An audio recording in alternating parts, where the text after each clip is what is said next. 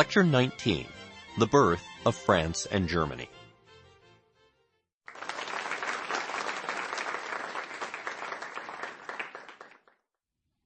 Welcome back. In our last lecture, we saw how Viking attacks and civil war resulted in the fragmentation of the Carolingian Empire in the first half of the 9th century. The Treaty of Verdun of 843 divided up the Carolingian Empire into 3 separate kingdoms, West Francia, East Francia, and a short-lived Middle Kingdom, or Kingdom of Lotharingia.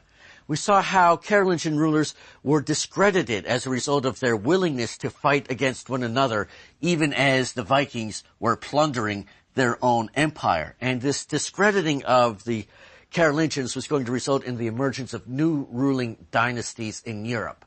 In West Francia, the Carolingians would give way to the Capetians, and in East Francia, the Carolingians were going to give way to the Ottonians. And as the Carolingian dynasties died out and were replaced by new ruling dynasties, West Francia and East Francia assumed new identities as the kingdoms of France and Germany, respectively.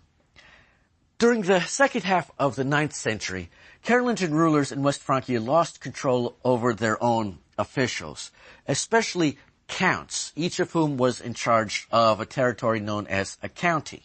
Theoretically, counts were supposed to be royal representatives, supervising a given territory when the king could not be there himself. And under Charlemagne and under Louis the Pious, the counts were indeed reasonably loyal royal officials. Charlemagne and Louis the Pious had the right to hire and to fire counts who are accountable to their rulers.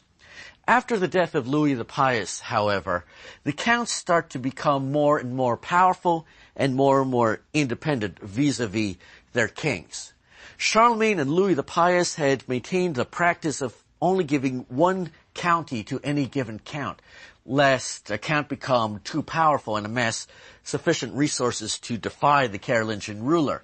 But as civil war broke out in the 840s and different members of the Carolingian dynasty fought against one another, they found themselves granting multiple counties to single counts in an attempt to secure the loyalty of these counts and their participation in the civil wars, and this results in growing power of the counts.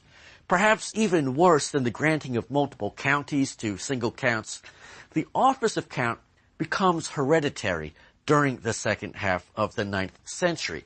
Instead of being a public office from which one might be hired or fired by your superior, counts hand down the office of count to their own children automatically, and at that point they are no longer accountable to Carolingian rulers who cannot depose them anymore. As they make the office of count hereditary, counts also took over for themselves various royal powers. For example, they take the royal property, the royal estates within their county, and they make these their own personal property in defiance of what Carolingian rulers would have preferred. They stop passing along the fines and the taxes that they collect within the county, and they keep them for themselves. They take over the power of ecclesiastical appointments. If a bishopric becomes open or if an abbot dies, instead of asking the Carolingian ruler who the next bishop or abbot should be, they simply decide for themselves and reward their followers with these positions. They also start to create their own law courts and to pass sentence on their own on those who have committed crimes, and they do not pass the fines collected to Carolingian rulers. This process, whereby various royal powers come to be held by counts rather than by kings, is sometimes called the devolution of power, because effective power, the sort of power that could matter in day-to-day life for the subjects of a Carolingian ruler, these powers are now held at a lower level. They have fallen down, as it were. By about 900, one can identify about 30 independent principalities within West Francia, principalities that no longer answer to the Carolingian ruler. Perhaps the best sign of the Carolingians' loss of control is the fact that the heads of these principalities and counties often forbade Carolingian rulers from even visiting these regions. They simply would not allow them in. In East Francia, the second half of the 9th century also witnessed something akin to the devolution of power as royal officials took over functions and powers that had previously been reserved for kings. In East Francia, you find officials who start to appoint bishops and abbots who no longer pass taxes along to kings. But the devolution of power in East Francia in the second half of the 9th century was not quite as severe a process as it was in West Francia. In West Francia, actual power tends to devolve to the level of the count. In East Francia, it devolved to the level of the duke.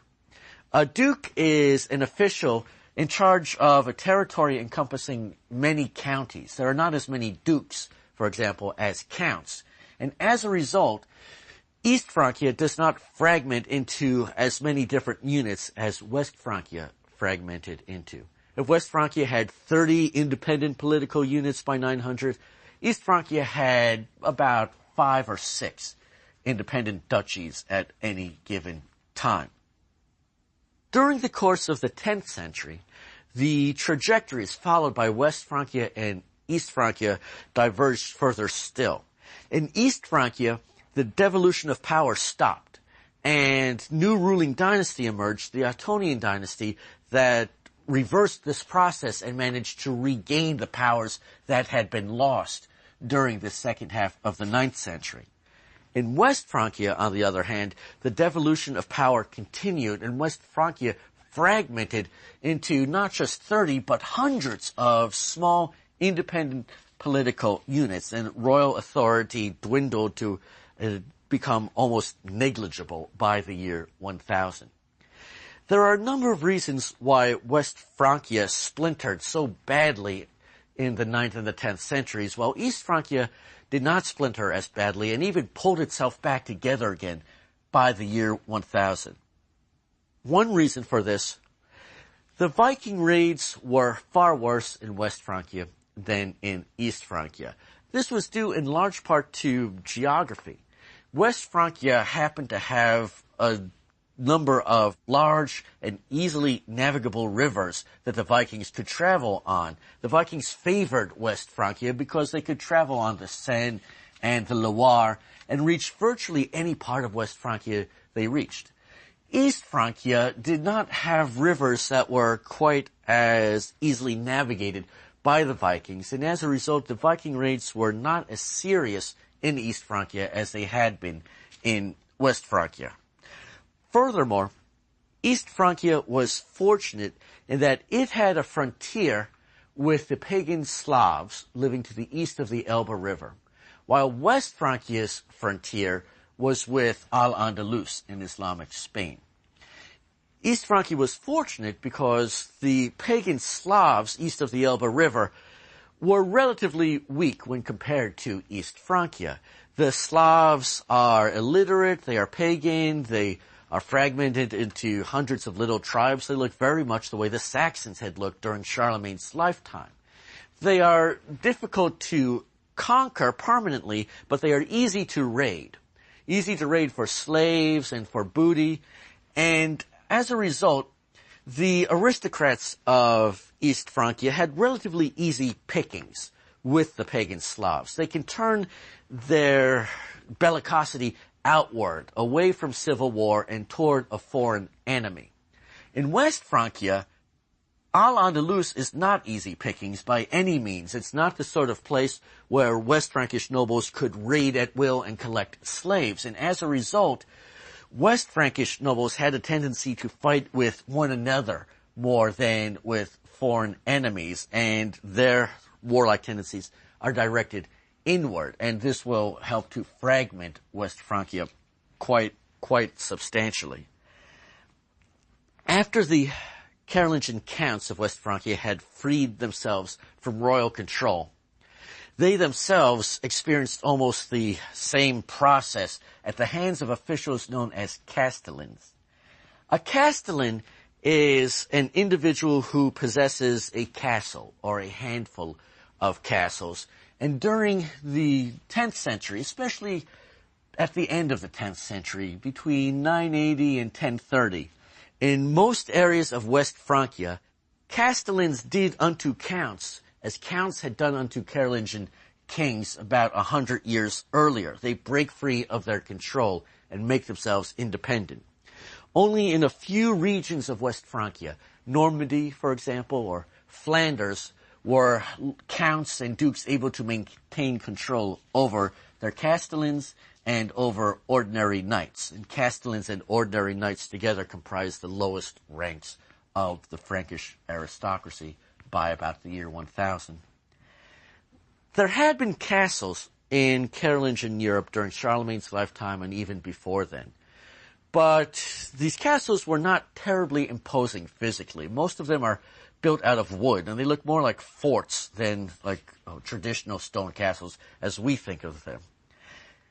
Carolingian castles during Charlemagne's lifetime, even during the lifetime of Louis the Pious, are public buildings, and castellan is a public office. You cannot, as a private individual, build one of these castles. If you do so, Charlemagne will come and destroy it and punish you for doing so. A castellan is appointed by the Carolingian ruler, and a castellan can be fired by the Carolingian ruler. You would not want a private individual to have a castle for the same reason that you wouldn't want a private individual to own a tank. It would make you far too dangerous to everyone else. If you possess a castle, you are relatively safe from attack from your neighbors, and even royal officials will have a hard time punishing you for any crimes that you might commit. Around the year 1000, roughly between 980 and, say, 1030, in most parts of West Francia, castles start to pop up like mushrooms. And these castles were rather different from the Carolingian castle. They tend to be built of stone rather than of wood, and it was far harder to dislodge someone from a stone castle than from a wooden fortress. The oldest surviving in stone castle standing in Europe today comes from the region of Anjou in West Francia, and it dates to the last decade of the 10th century. These stone castles that are thrown up with such speed during this period are not built at the behest of public officials. They are built by private individuals who are doing this in defiance of local counts or Carolingian rulers if those happen to be nearby. They are built by private individuals who do not acknowledge the possession of a castle as a public office and instead regard these castles as their private property, just as counts had come to regard counties as private property. They regard the position of castellan as hereditary, that they will pass these castles down to their own children, and they will not allow a local count to tell them that you're fired and you have to abandon this castle. Theoretically, counts who saw these castles being constructed like to think that, of course, the castellan is supposed to answer to us because a castle is a public building. And occasionally they would even attempt to prevent the building of such castles. But these castles were so easy to defend, and there were simply so many of them, that in most parts of West Francia, castellans succeed in creating these private castles that are now family property. As for why you get this proliferation of stone castles, it is not so much for defense. The Viking raids had petered out on the continent several generations before the explosion of stone castles. These castles are built for the purpose of domination, and because possession of a castle could be quite lucrative. Each castellan who has a castle came to control a relatively small territory, often 15 miles in radius from the castle. And this region around a castle was known as a castellany. The castle owner would make himself the lord of the castellany, and you see castellans in the late 10th century assuming a title that had only been used by Carolingian rulers and counts before, the title of dominus, or lord. In addition to taking the title of lord, Castellans assume the powers that had previously been enjoyed by lords. They seize financial powers for themselves. The taxes, the payments, the tolls that counts had previously collected, Castellans begin to collect for themselves, and they keep them for themselves rather than passing them on. They like to spend time dreaming up new sorts of taxes that they can charge the people within the Castellani. They seize judicial powers as well for themselves. If you built yourself a stone castle around the year 1000, you also established a law court. And you demanded that the people living in the vicinity of your castle don't go to the count's court if you're caught speeding in your cart through the village. You come to my court, and I will decide your guilt or innocence, and I will collect the fines that ought to be collected from you. As a result, the county courts, the malum as a count's court would have been called around the year 1000, disappears simply because all the business is draining off to these private law courts possessed by Castellans. Now, those who lived in the vicinity of a castle were not always happy about the fact that the owner of the castle was busy thinking of new taxes for you to pay and was judging you for crimes and misdemeanors that you had committed. And often a Castellan had to persuade those living nearby to accept this new form of lordship and the payment of seigneurial dues, as some of these taxes paid to a lord, or in French, seigneur, are known. How to persuade people that they should come to your court. That's where knights came in very handy, because your typical knight around the year 1000 had more in common with Tony Soprano than with Lancelot. You're an enforcer, you're a thug, and your job is to kneecap individuals and beat up their farm animals, as sometimes happened, in order to convince them that it was in their best interests to accept the protection, such as it was, of the local castellan. The explosion in the number of castles results in an explosion in the number of knights, as they are hired to provide the muscle that castellans need in West Francia. And to maintain all of these knights who are created around the year 1000, you also see a proliferation in the number of fiefs. A fief is a parcel of land that would be given to a knight so that the knight could support himself. The Latin term for fief was feudum. And because of this, historians sometimes refer to the process that I've just described: an increase in the number of castles, an increase in the number of knights, the violent imposition of these lordships on people living around castles, and the explosion in the number of fiefs as the feudal revolution. By the time that the Capetian dynasty replaces the Carolingian dynasty in West Francia, very little is left of royal authority. After the overthrow of Charles the Fat in 887, West Frankish aristocrats and clerics had a decision to make. There is a Carolingian heir ready to assume rulership, but he's still a child, Charles the Simple. And they decide that rather than making Charles the Simple ruler, they're going to take a non-Carolingian and elect him as king. When this new king dies, then Charles the Simple, the legitimate Carolingian, can assume the throne, but we're going to try a non-Carolingian. And the person whom they elect is the hero of the siege of Paris, Count Odo of Paris, who had risked his life to try and get the help of the rather useless Charles the Fat. Odo of Paris is a member of the Capetian dynasty, and he rules as king in West Francia until 898.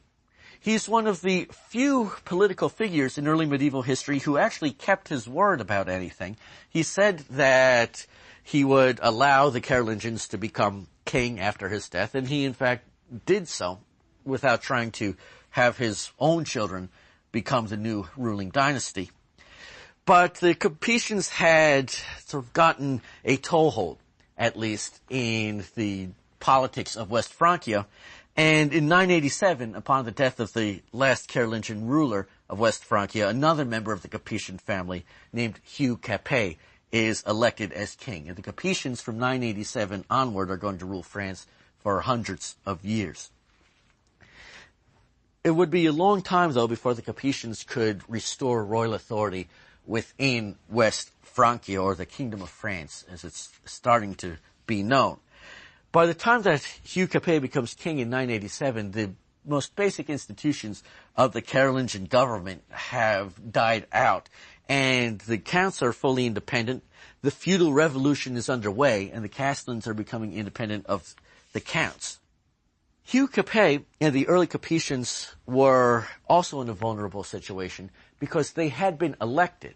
They had been elected by a small group of aristocrats, and if the Capetians moved too quickly or too forcefully to restore royal authority, they're going to be replaced.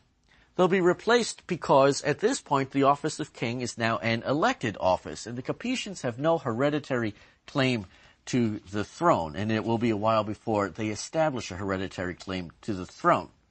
As a result, the territory within which Capetians could exercise any sort of influence at all, whether in terms of supervising law courts or minting money or appointing bishops and abbots, continues to shrink under the first Capetians. And the low point seems to be reached during the reign of King Philip I. Philip I, who ruled from 1060 to 1108, exercises authority within a small wedge of land known as the Ile-de-France. The Ile-de-France is simply the region around Paris itself. It's about 100 miles long and no more than 50 miles wide. Outside this area, no one pays the slightest attention to the Capetian kings of France. Counts and dukes would vaguely admit that, yes, a king is superior to a count, but there are no longer any practical consequences to this acknowledgement of royal overlordship. The Kingdom of France is a mess by the year 1000. It's still a mess by 1100. In East Francia, however, things turned out differently. The Carolingian dynasty died out once and for all in 911 in East Francia, and this was very good for East Francia. The fact that the Carolingian dynasty ends early in the 10th century rather than late in the 10th century means that when a new ruling dynasty emerges, the process of fragmentation has not reached an advanced state yet, and it'll be possible to reverse the trend of fragmentation. The German aristocracy in 911 elected one of its own to be the new king of East Francia, and they elected someone named Conrad, who was Duke of Franconia. Conrad dies in 919, but he quickly became unpopular because he spent most of his time fighting fellow German aristocrats rather than fighting against those who are invading East Francia. At this point, the main problem are the Magyars coming from Central Asia. As a result, in 919, the German aristocracy turns to a member of a different family in a different region of Germany to become the new king. They elect Henry I, known as Henry the Fowler, with a W, not a U, who is Duke of Saxony. And Henry the Fowler is the first Ottonian king of Germany. The Ottonians will rule in East Francia until 1024. The Ottonian dynasty was able to achieve something that had eluded the Carolingians, a major victory against those who had been invading Europe in the 9th and 10th centuries. And they are able to use this military victory to consolidate their own authority within East Francia. When Henry I becomes the first Ottonian king of East Francia, he's not in much of a position to do much against the Magyars who are invading. But by 926, he was able to force the Magyars to sign a 9-year truce with the Germans. The truce was implemented on terms reasonably favorable to the Magyars. The Ottonians agreed to pay tribute to the Magyars, but the Ottonians are buying time for themselves, time to gather their resources in an attempt to defeat the Magyars once and for all. And they were able to do so. At the Battle of Riyadh in 933, Henry I defeats the Magyars, and this victory over the Magyars gives the Ottonians a great deal of prestige in Europe. They are able to follow up this initial victory with the most crushing victory of it all, achieved in 955 by another Ottonian ruler named Otto I with a big future ahead of him. As a result of this victory in 955 at the Battle of Lech, the Ottonians were able to force the Magyars to settle down in what is today Hungary, and they were able to get the German aristocracy to accept the Ottonians as a legitimate ruling dynasty. So powerful did the Ottonians become that they were able to revive a very prestigious title that had died out, the title of emperor. After the death of Emperor Lothar in 855, the title of emperor is punted around by the Carolingian family. Various minor members of the family hold on to the title. It disappears entirely in 924 when someone claiming to be emperor died, and no one bothers to have himself crowned emperor by the Pope. When Otto I defeated the Magyars at the Battle of Lech in 955, his soldiers spontaneously proclaimed him to be the new emperor. Now, the spontaneous acclamation meant nothing legally because the only person who can proclaim someone to be emperor is the Pope.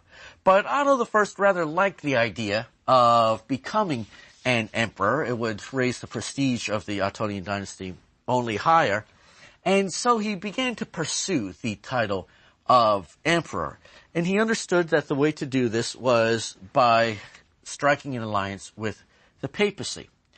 He invades northern Italy in 951 and conquers it, and even assumes the title of King of the Lombards, even though he didn't defeat the Lombards, who weren't there anymore.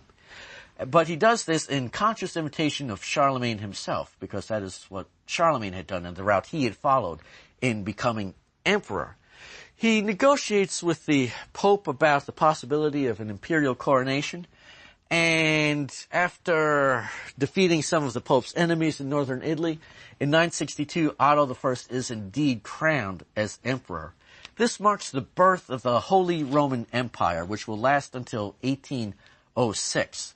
And the Holy Roman Empire will include the Kingdom of East Francia, which is becoming the Kingdom of Germany at this time. It includes northern Italy, conquered by Otto I, and as of 1032, it will also include the region of Burgundy in what is today France.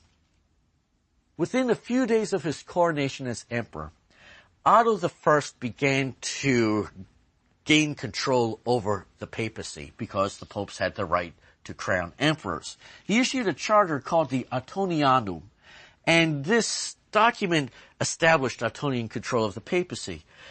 Under the terms of the Ottonianum, now, whenever a pope was elected, he would have to notify the King of Germany about the election and await approval before undergoing consecration. It is the exact same control over the papacy that had been possessed by Byzantine emperors centuries earlier.